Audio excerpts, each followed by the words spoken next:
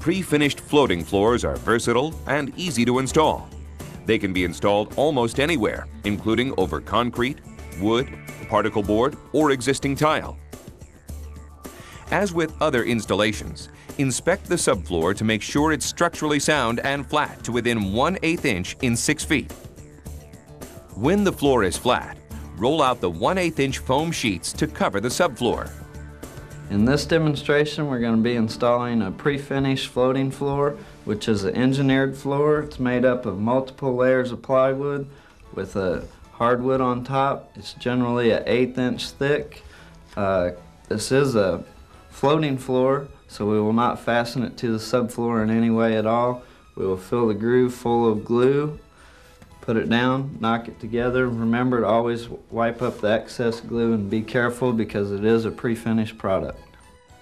Decide in advance how you will work and where you will store your tools and materials. Keep cardboard under tools and materials at all times to avoid scraping the floor or spilling the glue.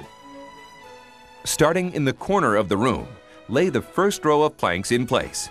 Then set 1/2 inch expansion shims around the edges to maintain the expansion space. Using the manufacturer's recommended glue, attach the planks together by applying glue to the top inside edge of the groove. Gluing procedures may vary, so always follow the manufacturer's recommended procedures.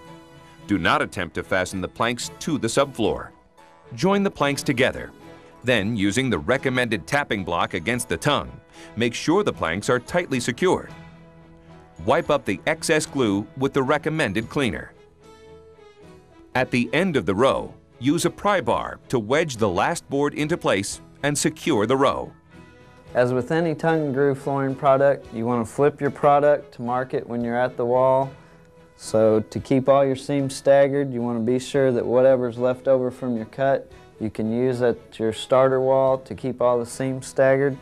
So we push the board against the wall tight, your tongue sticking out. You mark it right dead even with your other seam. You go cut it, you have your 1/4 inch gap.